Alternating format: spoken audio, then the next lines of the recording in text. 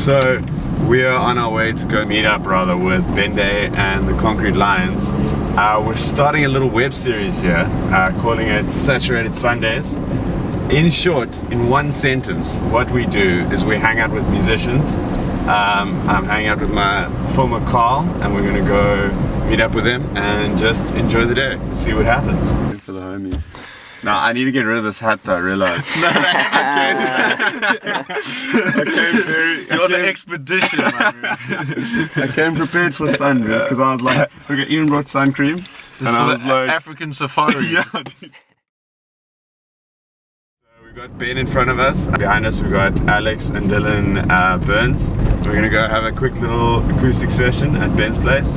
And then, yeah, we're gonna go to Cafe Roux later, maybe get a coffee, get some alcoholic beverages or something. Yeah. We'll see what happens. Why not? We're gonna it's only a Tuesday. It is only a Tuesday. Keep it loose. We're gonna see what happens with the weather and then make a plan from there.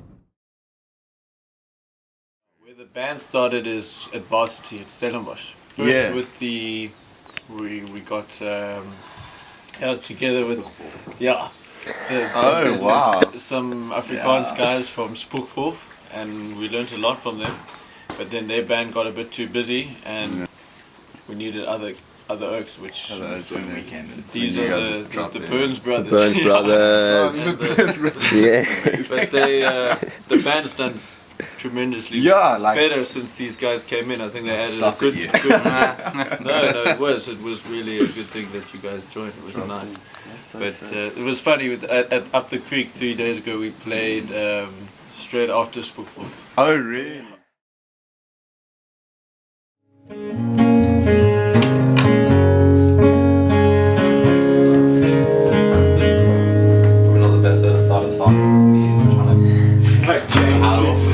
To the last light, we can journey forever together at the end of the day. Into the last light, we can journey forever together at the end of the day. Into the last light, we can journey forever together at the end of the day.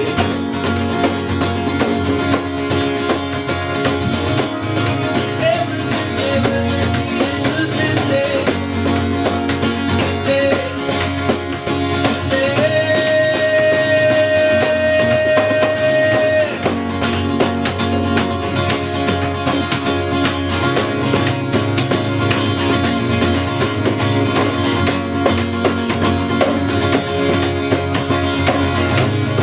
forward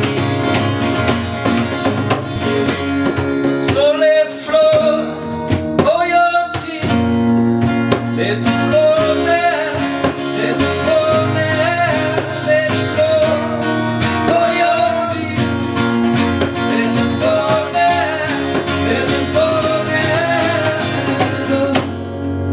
To the last light, we can journey forever together in the end of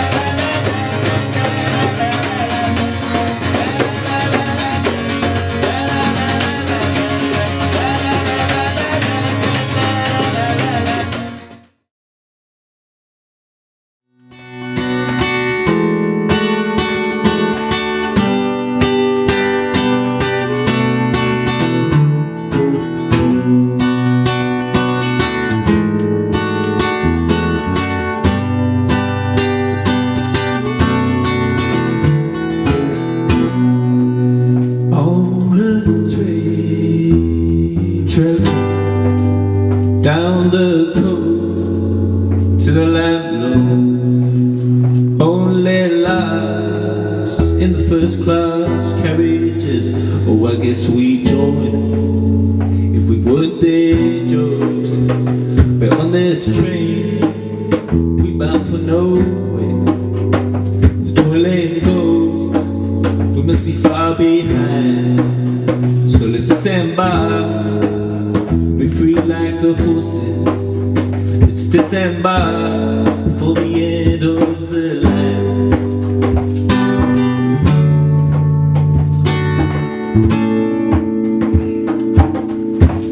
Before the end of the line.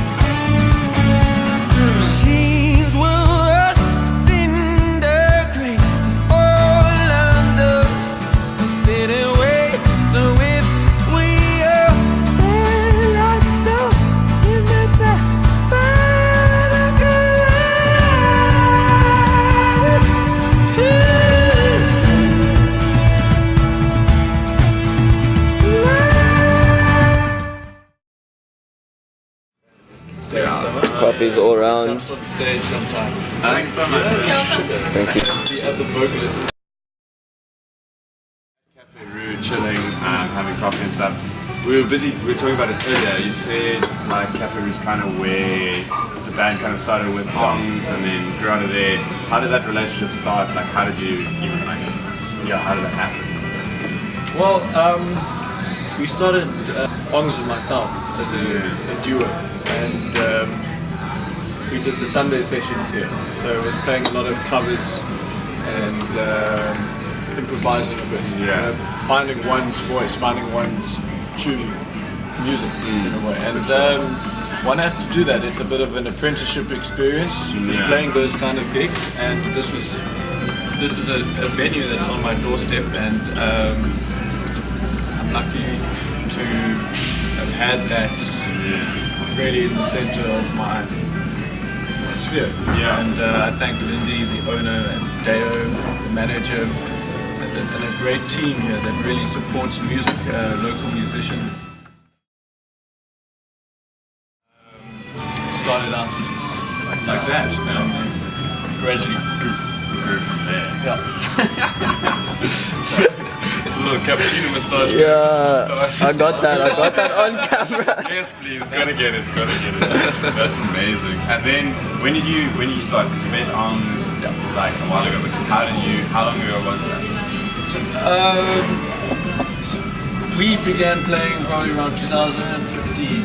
Yeah. And so then where we got a bigger group of people together was when I went to varsity first year. Started playing with the guys from Spook.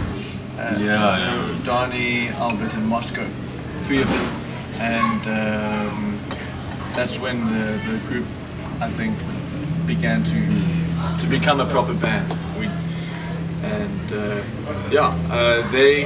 They were really cool dudes, and I learned a lot from them. Really, they were. They're before our time, so we don't really have anything to say. about you them. were just like, yeah, we weren't even know. there, so we're like, I had 1 or 2 practices. You had a I think, few with practices. guys. I didn't.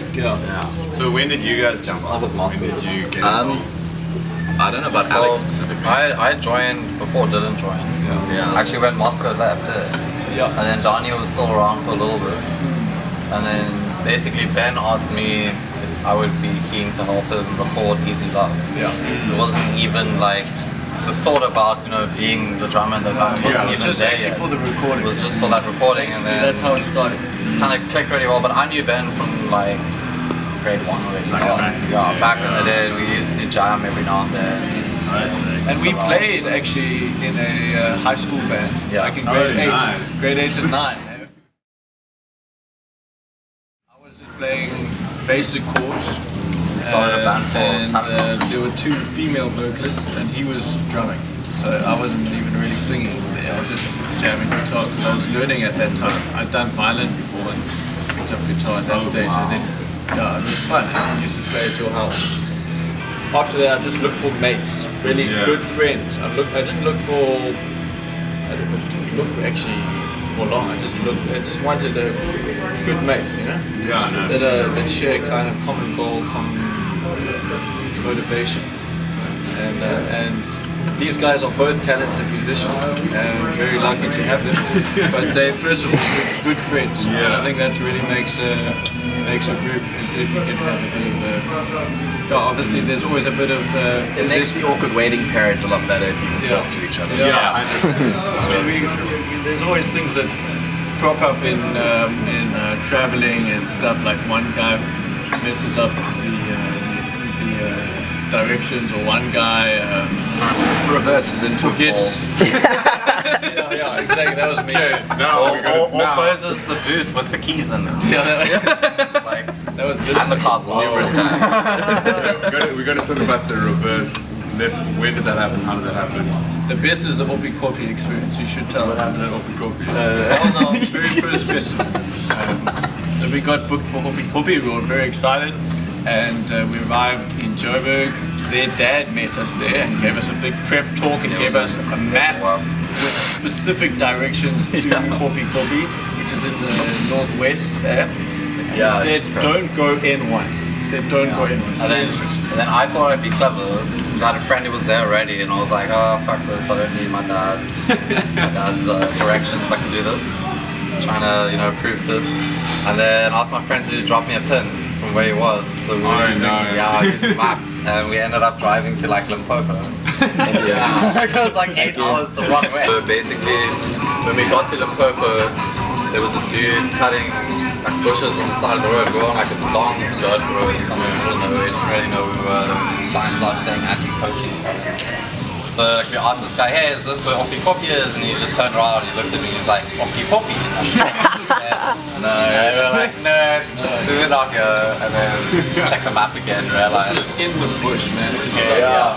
Yeah, there were giraffe and everything on the side of the road. Oh man. So we were meant to get there at like 12 in the day, we ended up getting there at like 6 in the evening. Are you still friends with the guy who said you could play? Yeah. Dude, like. That was my good mate Ollie. We lived together. So Oh no, then you still. But it was funny, man. I did shit on it. So we landed up in a different province, Yeah. and we had to get to soundcheck, which was at like 7. Oh, nice. We just made it. But arriving in Opikopi, it's massive festival. 7 different stages and not like thousands of Daisies, people and everything dusty. And just to find that stage that we were on a very kind of small acoustic stage at the top of a hill. Man, that was tough. So we literally arrived, got on stage and played. And that was your first festival? It wasn't a Sunday. Yeah, that was our first festival and my first one to watch as a spectator. Because I never attended any of these things until I've been playing. It's cool, but it's also like there's definitely adjustments. And it's an intense one, That will be cool. That's like is one of the rough ones. That's the thing. It's like the double-edged sword. It's like really awesome, but there's a lot of stuff behind that you don't like when we went to Bushfire, we spent 5 hours at Border Patrol, sitting in a car. We literally watched, we went from broad daylight, 50 degrees, to nighttime, standing in a queue, in a car, didn't move. That's so much. How long after you joined? So I joined January 2016. Yeah, so it was after the New Year, after they were actually just after they recorded Easy Love. Yeah, and then so Donnie moved from he left the band, and then Bunks. So I don't know. Bunks apparently played bass beforehand, but He didn't really play bass. He played bass in the recording. So like the recording of Easy Love. We didn't actually have a bass player, which is why I suggested you drop the brothers. But you were also hanging around there when we were drumming. When I would go practice with him to drum, you were always there. You were a bass player. So. Yeah, I remember the first time I met Bunks was at Outbass. Alex did suggest. Yeah, I had a lot of FOMO. Yeah, I can imagine when your brother's like playing and if you're a musician as well. Yeah, and the thing is, now that he's engaged, all the free tickets will go to me. That's Whoa, are you engaged? I am actually. That's so cool. When did you get engaged? I got engaged now, like just Oh, that's sick. All the drummers get engaged. The previous drummer in the band, we do it deeper, but not okay. the previous drummer in the band, Moscow, has just got married, and he was the drummer as well. There's something there with the drummer. we're good at balancing. It's a lot of different. Yeah, Carl, weren't you a drummer? Are you planning anything? Yeah. No, I think my music career is on hold at the moment.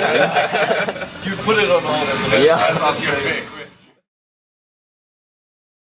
You pick up that bass. Bass I picked up when I was 12? No, yeah, 12, but officially when I was 14. Yeah. So, Yeah.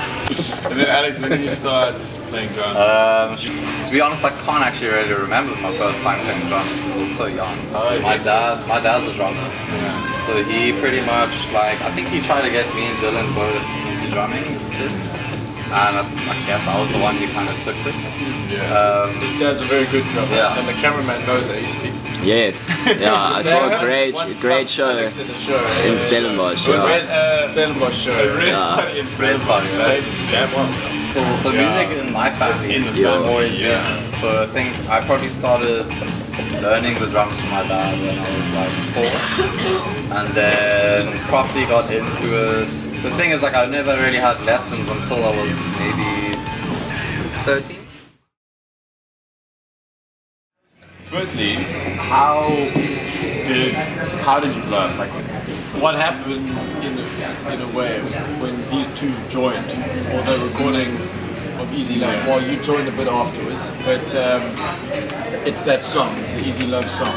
So that when we released it, It was easy to love.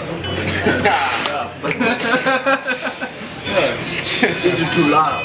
We've actually that song's been introduced As numerous times. easy to love. Easy to love. What happened is there was a lady working on 5FM called Catherine Grenfell. She's also a radio presenter. That is the eye. Very nice woman, but she pushed the track. And I don't know, just started. She got it playlisted on 5FM. Where she would This was before the SABC board thing, where it was Was it like before that? before the 90% quota. It was so we were really good. It was we us. did get on before that. I Yeah, claim that we got on it before was us early hours and like one or two other people. And we would put up. We started at like 10 o'clock at night for the rock charts, and then it slowly got it to pick up, and then it got played throughout the day. And then this team, that's Paul Leach, and he's a good mate of mine. You've met him before in football, and he's almost like the unofficial manager or the official manager. We don't have a proper manager, but he did all the admin stuff, and he's a great cheerleader of the music. And I was roommates with him, and it was always an encouraging dude and everything. But I was sitting with him in the geology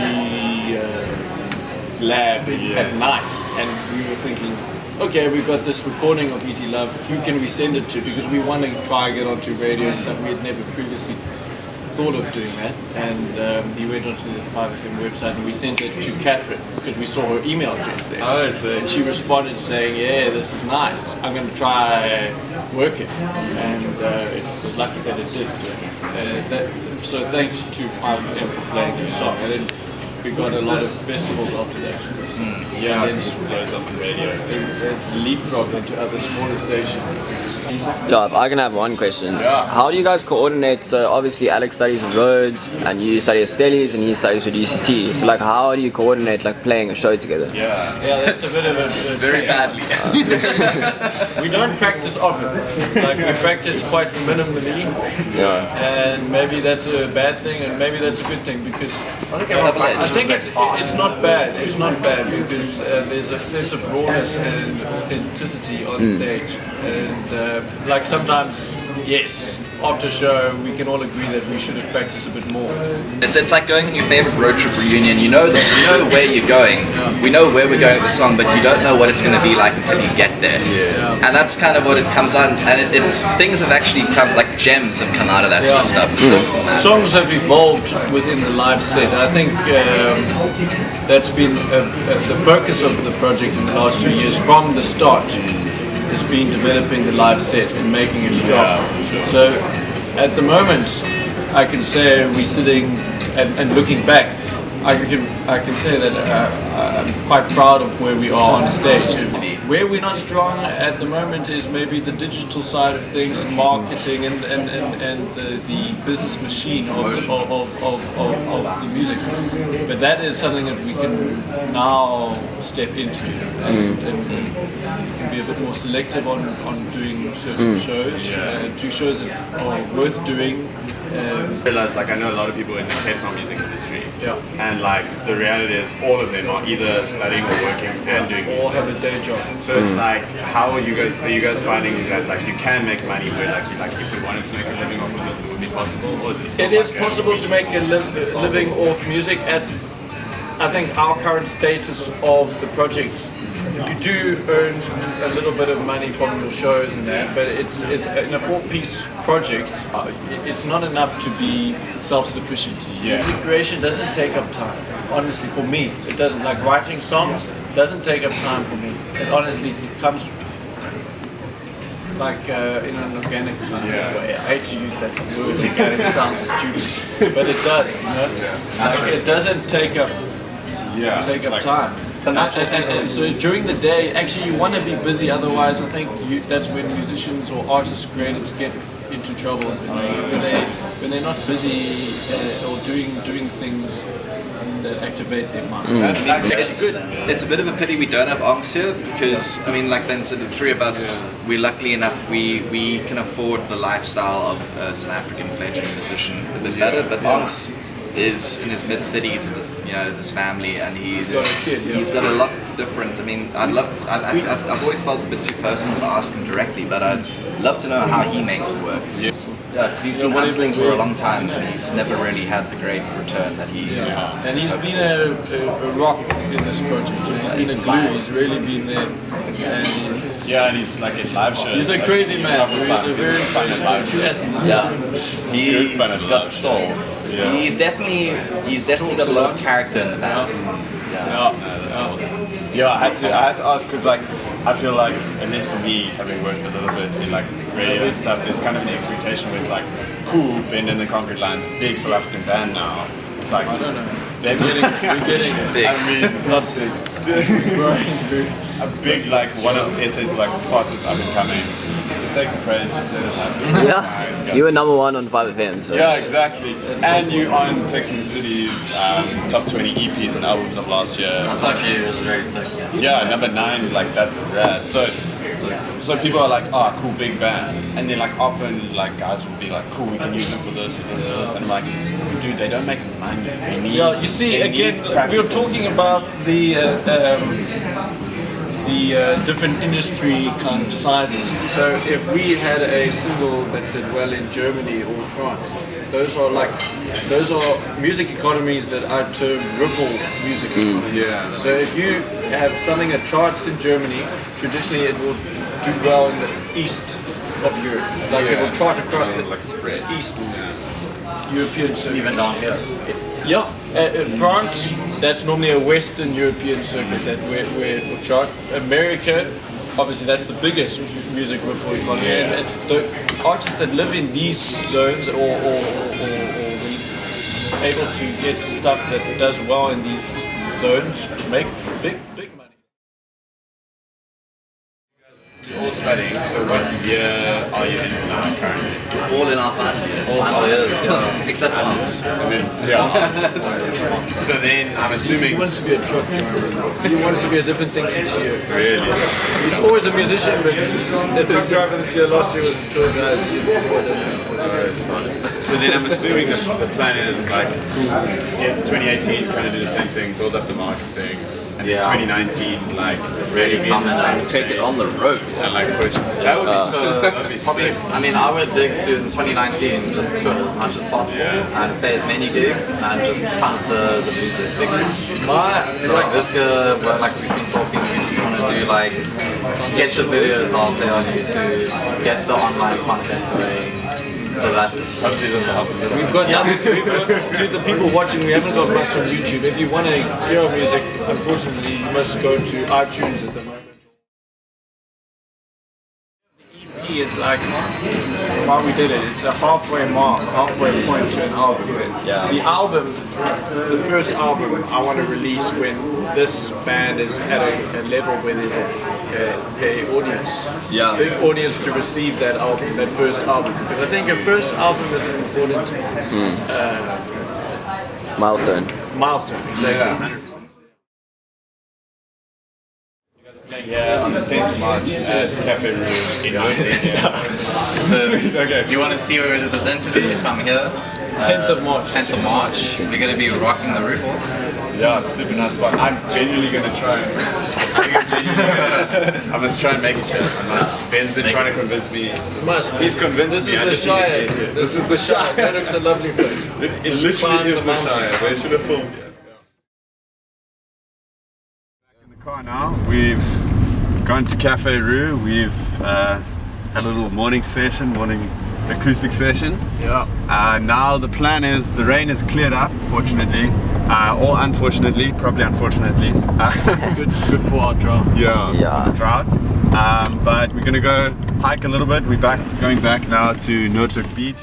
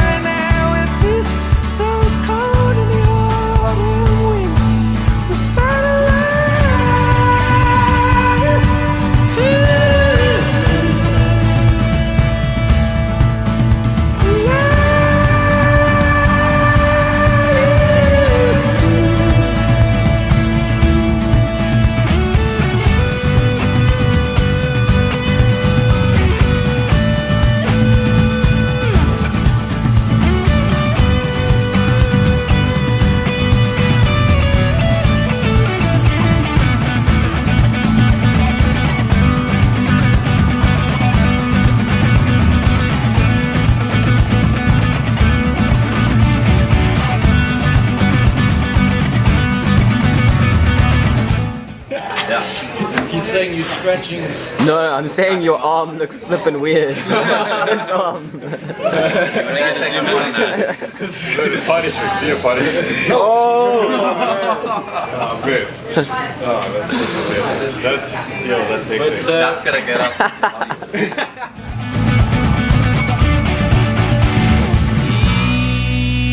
Easy now, we don't know the world. Come on down.